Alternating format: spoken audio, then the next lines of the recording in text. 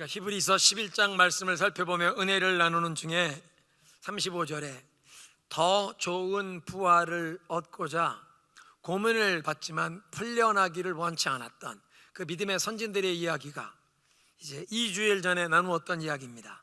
더 좋은 부활을 얻고자. 왜냐하면 35절에 있는 말씀 보면 여인들 중에 자기의 죽었던 자들을 부활로 받은 자들이 있다.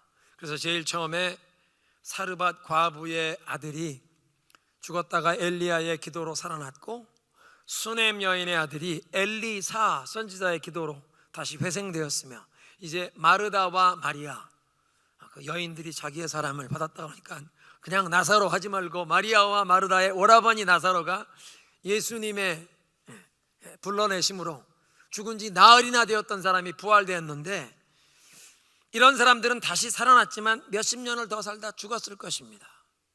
그런데 히브리서 11장 35절에 더 좋은 부활을 사모했던 사람들은 그냥 육신의 생명이 몇 년 더 연장되는 그런 부활이 아니라 순교하지만 이제 다시 주님 앞에서 살아나고 영원히 사는 그 더 나은 부활을 얻기를 사모하여 고문을 당하나 악형을 받으나 풀려나기를 원치 않고 기쁨으로 그 죽음을 맞이했다는 그런 것입니다. 오늘은 36절, 이제 구약의 선지들 가운데 하나님을 향한 그 믿음과 충성 때문에 조롱과 매를 맞고 결박되고 옥에 갇혔던 인물들을 살펴보는데, 아마 그 대표적인 인물로 예레미야 선지자를 생각할 수 있습니다. 눈물의 선지자 예레미야. 하나님의 택함 받은 이스라엘 백성이 오랫동안 불순종과 죄를 범함으로 하나님께서 징계와 심판을 선포하시고, 그래서 강대국 바벨론의 군대가 수도 예루살렘을 정복하는 주전 586년의 사건인데요, 그 주전 586년 예루살렘의 멸망을 전후하여 수많은 백성들이 전쟁에 죽고 전쟁에 살아남은 사람들은 바벨론의 포로로 끌려가는 그런 그 비극적인 역사의 기간에 40년 동안 하나님의 메시지를 자기 동족들에게 선포하는 그런 역할을 감당했습니다. 하나님이 그 백성들을 택하시고 그들에게 특별히 하나님의 법도를 주셔서 백성들이 이제 하나님의 말씀을 따르며 공평하고 정의로운 세상을 이 세상에 세워가면 그들이 주변에 있는 이방 나라들 가운데 이 거룩한 하나님의 법도대로 살아가며 하나님께 영광을 돌리는 그런 사명이 주어졌는데, 정반대로 하나님의 말씀은 저버리고 우상을 숭배하고, 우상을 숭배하는 사람들은 반드시 부도덕함과 음란함에 빠지게 되어 있습니다. 하나님께 등을 돌리고 우상을 숭배하며 부도덕함과 음란에 빠지고, 또 예레미야가 그들에게 이제 촉구했던 회개의 메시지 가운데 그 강포함, 힘이 있는 자들이 연약한 자들을 억압하고 짓누르는 이 불의함과 죄악이 가득한 모습으로 살아가게 되어 하나님께서 선지자들을 거듭 보내어 회개해라, 하나님께로 돌아와라, 그 죄악에서 돌이켜 하나님께로 돌아와라 거듭 경고하시는데, 그 모든 경고를 거부하고, 그래서 마지막엔 징계와 심판이 선포되는데, 강대국 바벨론의 군대를 보내어 예루살렘 성이 함락되는 것뿐만 아니라 성전이 불타 없어져 버리고 살아남은 백성들이 전쟁 포로로 끌려가는, 그러니까 유다의 예루살렘의 역사에 가장 슬픈 기간에 선지자로, 눈물의 선지자로 사역했습니다. 그러니까 다가온 무서운 이 하나님의 심판과 예루살렘의 멸망을 예고하고, 그 다음에 예루살렘 성이 함락되는 것을 보았고 동족들이 포로로 끌려가는 것을 보면서 애곡하는 노래 에레미야 애가를 기록했습니다. 우리가 오늘 38장을 읽었는데요, 37장 1절을 보면 그 예루살렘이 망하던 그 시대에 유다의 마지막 왕, 예루살렘의 마지막 왕이 된 시드기야가 어떻게 왕이 되었는지를 간단하게 기술합니다. 여호야긴 왕이라는 사람이 18살에, 사실은 그 여호야김 아버지를 살펴보아야 하는데, 예레미야 36장에 하나님이 주신 이 모든 경고의 예언의 메시지를 적어서 사람들이 그걸 가지고 왕궁에 가서 왕이 듣는 앞에 읽는데, 왕이 하나님의 말씀을 무시하고 그 관리가 하나님의 말씀 두루마리를 읽는 족족 읽는 것마다 칼을 가지고 베어서 화로에 하나님의 말씀이 기록된 두루마리를 던져버립니다. 하나님의 말씀을 불태웁니다. 말씀이 기록된 두루마리는 불태울 수 있어도 선포되는 천지의 대주제가 되신 하나님의 말씀이 다 없어질 수가 없습니다. 그래서 36장에 하나님께서 여호야김, 네가 하나님의 말씀을 이렇게 무시하느냐? 네 후손 가운데 다윗의 왕좌에 앉을 자가 없으리라. 그리고 그 여호야김이 죽었는데 아들이 18살 여호야긴 왕이 되었는데 3개월 만에 바벨론 왕 느부갓네살이 예루살렘을 정복하고 그 18살 난 왕과 예루살렘 성전의 모든 보물을 다 함께 끌어 바벨론으로 가지고 가고, 이 끌려간 젊은 왕의 숙부 작은 아버지뻘 되는 마따니아를 왕으로 세우는데, 바벨론 왕에게 충성하겠다고 맹세해라.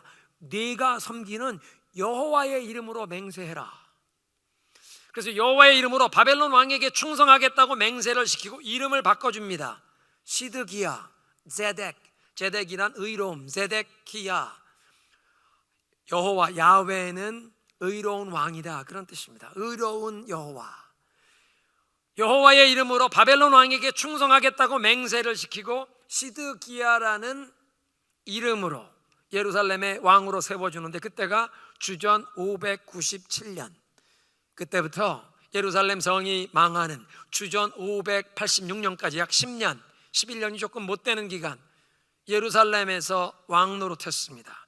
처음엔 바벨론의 조공을 바치면서 섬기던 시드기야가 그 예루살렘 왕궁 안에 있던 친애굽파의 의견을 따라서 바벨론을 배반하고 친애굽 노선으로 외교와 정치와 이 군사 동맹 방향을 트는 계기가 생기는데, 주전 590년에 이 애굽의 이집트에 아주 강력한 새로운 바로가 권세를 쥐게 됩니다.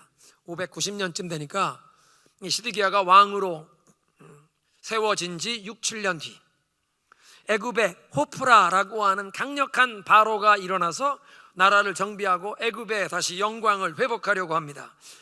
시드기야가 예루살렘 궁중 내에 그렇지 않아도 바벨론의 이 짓누르는 조공을, 무거운 조공을 바쳐야 하고 이걸 싫어하는 반 바벨론 친애굽 세력이 있었는데, 그 친애굽 세력을 거스를 수 없어서 여호와의 이름으로 바벨론에게 충성을 맹세한 그 맹세를 저버리고 친애굽 노선으로 돌아서니까 바벨론 왕이 그냥 가만둘 수 없습니다. 응징하기 위해 군대를 동원하여 보내는데, 그게 이제 590년에 그렇게 배반하니까 한 2년 뒤 588년에 바벨론의 군대가 예루살렘을 포위하게 되어 약 2년 반 예루살렘이 포위가 되어서 주전 586년 7월 18일에 예루살렘 성이 함락되고 8월에 성전이 불타 없어진다고 고고학자들은 밝힙니다. 37장을 읽어보면 바벨론 군대가 예루살렘 성을 포위하고 있다가 애굽의 바로의 군대가 출동했다는 소식을 듣고 예루살렘 성 포위를 풀고 남쪽으로 그 이집트의 군대와 맞서 싸우기에 내려갑니다. 바로의 군대가 예루살렘을 구출하기 위해 온다기보다는 예루살렘의 북서쪽에, 예루살렘 북서쪽 대서양 연안에 있는 두로와 시돈 항구 도시, 그 두로와 시돈 항구 도시가 주전 604년 605년 갈그미스 전투, 역사에 나오는 유명한 전투입니다. 이 갈그미스 전투에 느부갓네살이 승리해서 아수르 제국을 무너뜨리고 신흥 바벨론 제국이 40년간 이제 강력하게 펼쳐가는데, 그 갈그미스 전투에 승리하면서 두로와 시돈까지 바벨론이 영향권에 두게 됩니다. 예루살렘도 그때 항복하고 볼모로 잡혀가는데, 다니엘이 12살 13살의 청년으로 볼모로 잡혀간 604년, 그때부터 두로와 시돈이 바벨론 영향권에 있는데, 이집트는 나일강이 흘러내려오면 지중해로 들어가는데 지중해 해상 무역을 장악했던 그런 제국이었습니다. 그러니까 이 호프라라고 하는 강력한 바로가 일어나서, 야, 저 두로와 시돈, 저 항구 도시들을 다시 우리의 영향권에 넣어야 지중해 해상 무역을 우리가 다시 지배한다. 그래서 두로와 시돈을 되찾기 위해서 출동한 것인데, 그것을 예루살렘에 있는 사람들은 이거 봐라, 바벨론은 이제 물러가고 애굽이 우리 편이 되어 우리를 돕는다라고 생각했던 것입니다. 예루살렘 성 포위가 잠깐 풀린 기간에 예레미야가 고향 아나돗에 자기의 재산권 처분을 해야 할, 집안에 처리할 일이 있어서 예루살렘 성문 북서쪽에 있는 베냐민 문을 통해 그 베냐민 지파 쪽 아나돗으로 나가려고 하다가 성문에서 관리들에게 잡혀서 바벨론 군대에게 투항하러 나가는 배신자라고 붙잡혀서 잡혀가 매를 맞고 감옥에 갇히는데 서기관 요나단의 집에 지하 감방에 갇혀버립니다. 그런데 예레미야가 예언했던 대로 바벨론 군대가 이 이집트에서 올라오던 바로의 군대를 싸워서 물리치고, 그러니까 바로의 군대는 예루살렘은 두로와 시도는 고사하고 예루살렘으로도 올라오지 못 다시 애굽으로 돌아가고, 백성들은 이거 봐라, 애굽에 와서 우리를 도와준다고 했는데 얼마 시간이 지나지 않아 예레미야의 예언대로 바벨론 군대가 다시 와서 또 포위를 했습니다. 바벨론 군대가 돌아와 포위를 한 지 얼마 시간이 흐르니까 다급해진 시드기야 왕이 예레미야 선지자를 불러냅니다. 그 지하 감방에 갇혀있는 예레미야를 불러다가 비밀 면담을 하는데, 하나님의 말씀이 있습니까? 네, 있습니다. 예루살렘 성이 바벨론 군대의 손에 넘어갑니다. 항복하셔야 삽니다. 왕이요, 내가 무슨 잘못을 했습니까? 예루살렘 성이 안전할 거라고 얘기하던 왕의 선지자들, 그 거짓 선지자는 다 어디 있습니까? 제가 얘기했던 대로 바벨론 군대가 이 예루살렘 성을 포위하지 않았습니까? 우리 반드시 하나님이 지금은 심판과 징계를 명하셨기에 순종해야 합니다. 항복해야 삽니다. 나는 죄가 없으니 저 지하 감방 요나단 집으로 돌려보내지 말아 주십시오. 탄원을 해서 왕이 예레미야를 시위대 뜰에 두어라, 가택연금 시키는 겁니다. 그리고 매일 빵을 한 조각씩 예레미야에게 주어라. 왕궁 경호대 뜰에 가택연금 상태에 이제 머물게 되는데, 그렇게 가택연금 상태에 지내는 동안도 예레미야가 이 인기 없는 심판과 멸망의 메시지를 계속 백성들에게 전파합니다. 이것이 오늘 우리가 읽은 예레미야 38장의 역사적 상황적인 배경입니다. 관리들이 왕에게 찾아와서 예레미야 선지자에게 사형을 언도하라고 청원합니다. 바벨론 군대에게 지금 포로되어 있는데, 이런 상황에서 예레미야 선지자가 백성에게 하는 말은 이건 이적 행위입니다. 이건 반역자입니다. 사형에 처하십시오. 2절 3절 그들이 하는 얘기는 예레미야 선지자가 시드기야 왕과 개인적으로 면담할 때나 온 백성들이 다 들으라고 공개적으로 예언할 때 그동안 해왔던 얘기, 10년 이상 해왔던 얘기입니다. 이 도성에 머무는 사람은 칼이나 기근에 굶어 죽거나 전염병에 죽을 것이요, 이 도성을 포위하고 있는 바벨론 군대에 나가 항복하고 투항하는 사람은 자기의 목숨을 건진다. 하나님께서 지금은 심판과 징계를 선포하셨기에 그 심판과 징계의 손길에 순복하면, 항복하면 살고 거부하면 죽는다. 바벨론 군대에 포위된 상황인데, 모든 성내에 모든 거민들을 독려해서 함께 침략자들의 이 공격을 맞서 싸워야 하는데, 지금 하나님의 선지자라는 사람이 하는 말을 들어보니까 군인들의 사기를 떨구고 백성들의 손에 힘을 빼는 말을 합니다. 저 사람은 반역자, 이적 행위를 하고 있으니 사형에 처하십시오. 왕이 내가 여러분들이 싫어하는 일 할 수 없습니다. 예레미야를 내주고 그 관리들이 예레미야를 데려다가 물이 없는 진흙 구덩이가 된 웅덩이에 던져 넣었습니다. 거기에 우리말로 웅덩이라고 된 말을 영어 성경은 cistern이라고 번역했는데, 빗물을 저장하는 지하 물탱크 같은 공간입니다. 이스라엘의 그 땅이 지반이 석회암, 라임스톤인데, 그 라임스톤의 입구는 좁지만 밑에는 넓게 파서 우기에 빗물을 저장하는 지하 수조처럼 만든 것입니다. 그래서 빗물을 거기에 저장해 두었다가 비가 오지 않는 건조한 이제 시즌이 되면 거기에 물을 길어서 식수나 생활용수로 사용하는 지하 물탱크였습니다.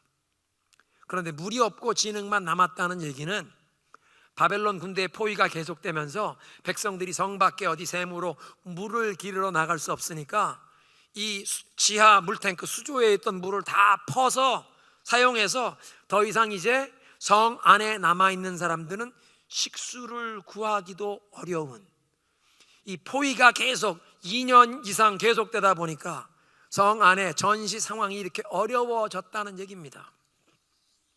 이렇게 진흙만 남은 웅덩이에 예레미야를 던져놓은 사람들은 하나님의 선지자를 자기들의 손으로 직접 죽일 수는 없으니까 예레미야를 이 물은 없고 진흙만 남은 웅덩이에 던져놓으면 앉을 수도 누워서 쉴 수도 없는 그곳에, 그 고통스러운 그곳에, 아마 습기가 차고 악취가 나는 그 고통스러운 곳에 거기 던져 넣으면 거기에 질병이 걸려서 죽던지 굶어 죽기를 기다렸을 것입니다.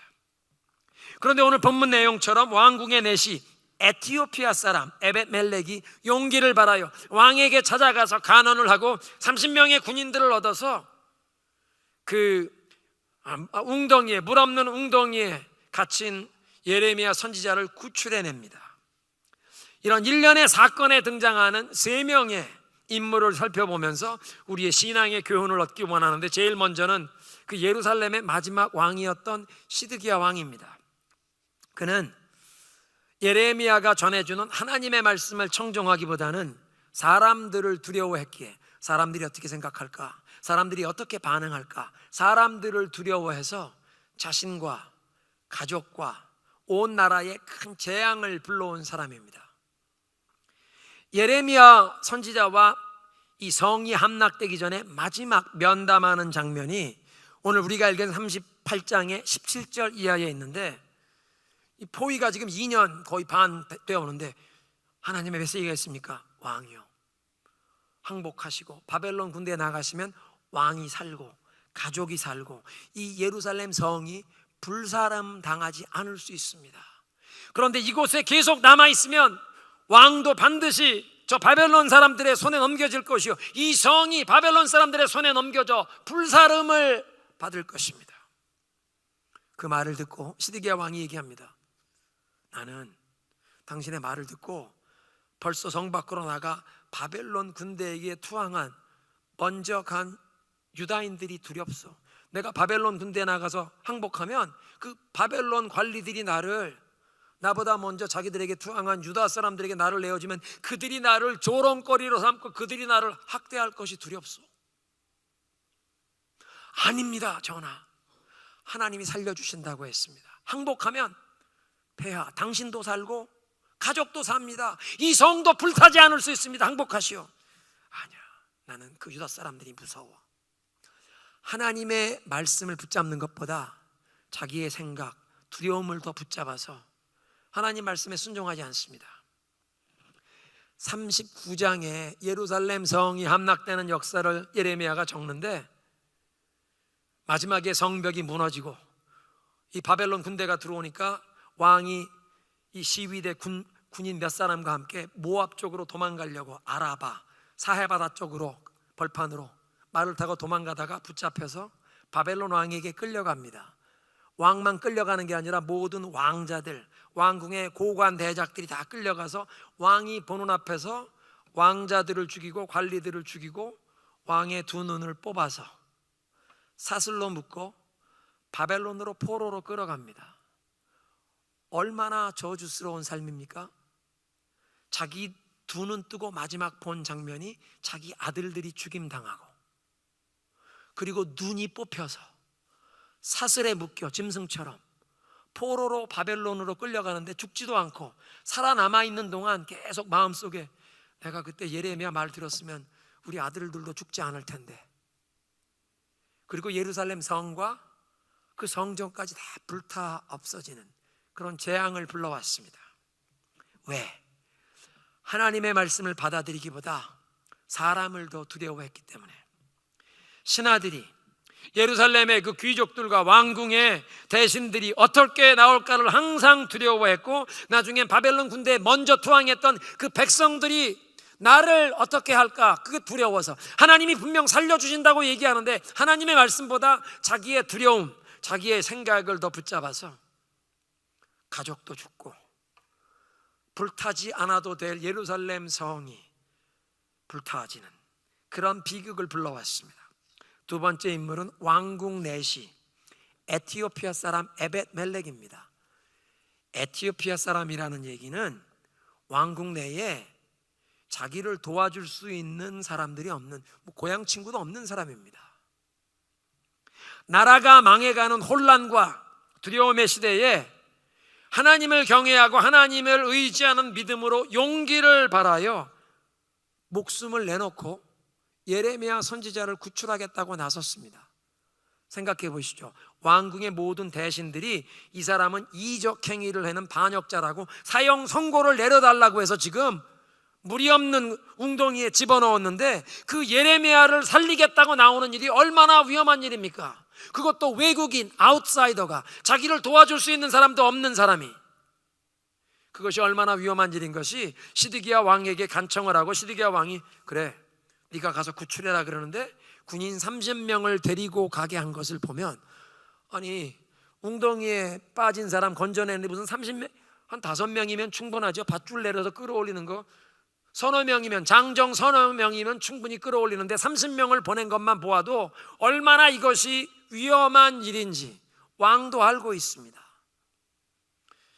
에벤멜렉은 정말 사람들을 두려워할 수밖에 없는 상황인데, 외국인이 그 왕궁 안에 자기 고향 친구나 인맥이 있는 사람도 없는데, 자기를 도와줄 사람도 없는데, 모든 왕궁의 대신들이 다 얼마나 미워했던지 사형 언도를 간청해서 웅덩이에 빠뜨린 하나님의 종을 건지겠다고 자기 목숨을 내놓고 하나님이 기뻐하시는 일 외에 믿음의 용기를 내어 실천하고 하나님의 축복을 받습니다.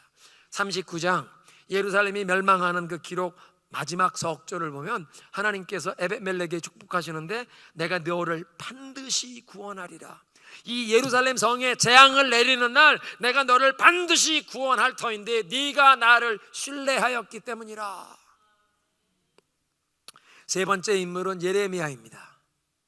아니 왜 그 인기 없는 예언의 메시지를 사람들이 조롱하고 반대하고 때리고 결박해서 감옥에, 물도 없는 웅덩이에 막 가두는데 왜 인기 없는 그 예언의 메시지를 계속 전하나?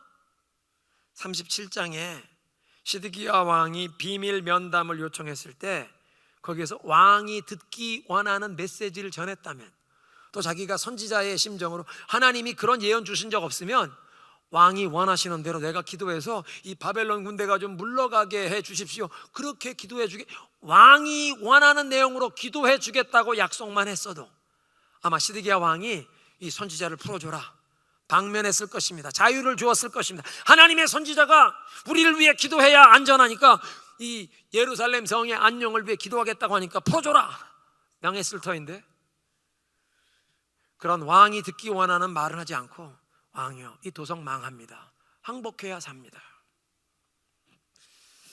예루살렘의 그 지배층이, 관료들이 듣기 원치 않는 그 메시지, 인기 없는 심판과 징계가 내려진다, 우리는 망하게 되었다, 아무리 목청 높여 외쳐도 사람들이 듣지도 않는데 그 싫어하는 메시지, 인기 없는 메시지 좀 입을 다물고 있지. 차라리 입을 다물고 있으면 매를 맞거나 잡혀서 물 없는 웅덩이에 던져지는 그런 고통을 당치 않았을 텐데, 예레미야는 왜 이 인기 없는 메시지를 계속 전파합니까?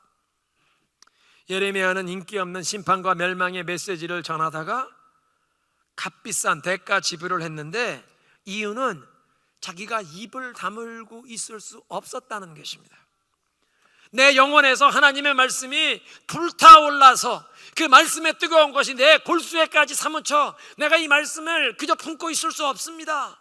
예레미야 20장 9절에 그렇게 얘기했습니다. 우리말 성경 번역인데요, 사람들이 자꾸 조롱하고 반대하고 비웃고 핍박하니까 내가 여호와를 언급하지 않고 더 이상 그분의 이름으로 말하지 않겠다라고 말하면 여호와의 말씀이 제 마음속에서 불, 곧 내 뼛속에 갇힌 불 같습니다. 내가 그것을 견디는데 지쳐서 참을 수가 없습니다. 뼛속에 갇힌 불, 영어 성경 번역에는 His word was like a burning fire shut up in my bones. 하나님의 말씀이 불타오르는 불꽃처럼 내 뼛속에, 내 골수에까지 사무쳐 버렸다. 아니 어떻게 하나님의 말씀이 그의 심령에 이렇게 불타오르고 뼛속에까지 사무칠 정도가 되었나?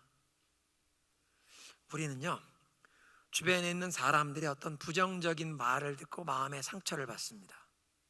어떤 사람이 나에 대해서 험담하는 어떤 헛소문이 도는 것 들으면 그게 마음에 상처가 되고 요즘식 표현으로 속이 뒤집혀서 열받습니다. 사람들이 하는 부정적인 말에 속이 뒤집히고 열을 받는데, 예레미야는 하나님의 말씀이 내 심장에서 불처럼 타오르고 뼛속에까지 그 뜨거운 게 사무쳤다. 어떻게 그렇게 되었나? 살았고 운동력 있는 말씀, 좌우의 날선 검보다도 더 예리한, 그래서 혼과 영과 및 관절과 골수를 찔러 쪼개기까지 하는 우리의 모든 생각과 우리의 모든 마음의 숨은 동기까지 다 감찰하시는 그 하나님의 말씀 앞에 만물이 벌거벗은 것처럼 드러날 수밖에 없는 그 하나님의 말씀에 마음을 활짝 열고 하나님의 말씀에 완전히 순복한 것입니다. 우리가 사람들의 부정적인 말을 듣고 속이 뒤집히고 마음에 상처받는 것을 에베소서 6장은 사탄의 불화살을 맞은 것이라, 그렇게 사탄이 던지는 불화살, 이런 부정적인 말은 믿음의 방패로 막아내라 그랬는데, 우리는 믿음의 방패로 막아내는 게 아니라 사탄의 불화살 같은 부정적인 말을 받아들여서 마음이 뒤집히고 불붙는데, 예레미야는 사람들의 말이 아니라 하나님의 말씀에 마음을 온전히 열어드리고 하나님의 말씀에 온전히 순복했더니 하나님의 말씀이 그 심령에 불처럼 일어나서, 하나님의 말씀이 불처럼 임할 때 우리 마음속에 모든 죄와 상처를 다 불태우시고 우리의 마음속에 모든 두려움과 염려와 근심 걱정을 다 불태워 정결케 하실 줄로 믿습니다. 하나님의 말씀이 우리의 심령을 온전히 사로잡아 불태우면 사람들의 말이 더 이상 상관없습니다. 하나님의 말씀이 내 영혼을 불태우면, 그 말씀이 나의 존재를 사로잡으면 사람들이 뭐라고 하느냐가 더 이상 들리지도 않습니다. 그러니까 그 불같은 말씀, 내 뼛속에까지 그 뜨거움이 사무치니 내가 이걸 마음속에 그냥 담아둘 수가 없습니다. 그래서 하나님의 말씀에 붙잡혀 그 말씀을 가감없이 전하며 하나님이 주신 사명을 수행했다는 것입니다. 두 번째로 예레미야는 하나님께서 그와 함께 하심을 경험했습니다. 확신했습니다. 예레미야 20장 11절, 그러나 여호와께서 힘센 용사로, 강한 용사로 나와 함께 하십니다. 여러분, 하나님이 나와 함께 하시는 것을 확신하는데 강한 용사로 함께 하심을 경험한다면 무엇이 두렵겠습니까? 하나님이 함께 하시는데 강한 용사, 힘센 용사로 나와 함께 하셔서 나를 도와주시고 나를 위해 싸워주시고 나를 보호하신다면 어떤 일, 그 누구도 두렵지 않습니다.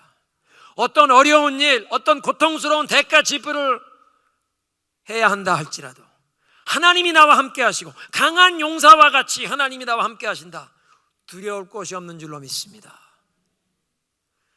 그러니까 예레미야는 하나님의 말씀이 내 심장에서 불처럼 타올라 나를 사로잡고 하나님께서 강한 용사처럼 나와 함께 하심을 경험하고 확신했는데, 그 하나님이 역사를 주관하시는 만군의 여호와이심을 알았습니다.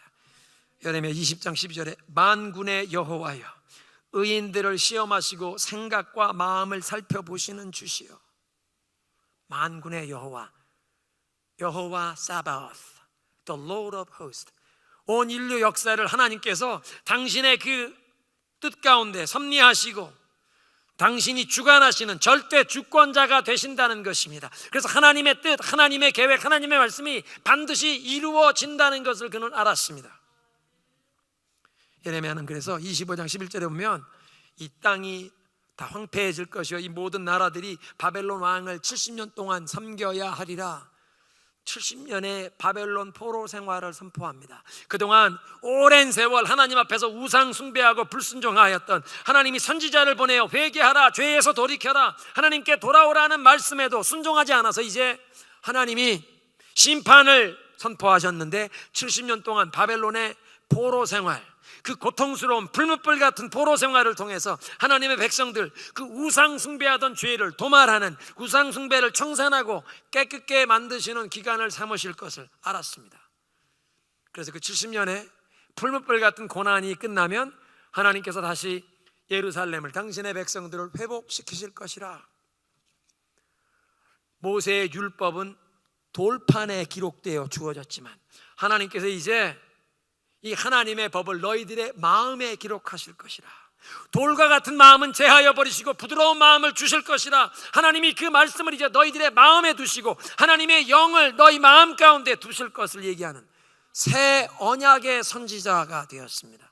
눈물의 선지자만 아니라 심판과 멸망을 선포한 것뿐만 아니라 하나님이 새 언약을 세우시고 당신의 백성들을 회복시키신다. 그래서 다니엘서 9장을 보면 다니엘이 서책에서 예레미야 선지자의 글을 통하여 바벨론 포로 생활이 70년 선포되었던 것을 알고 이제 70년 거의 다 됐네. 내가 604년에 끌려왔는데 지금 67년 68년째 이제 한 1년만 남았네.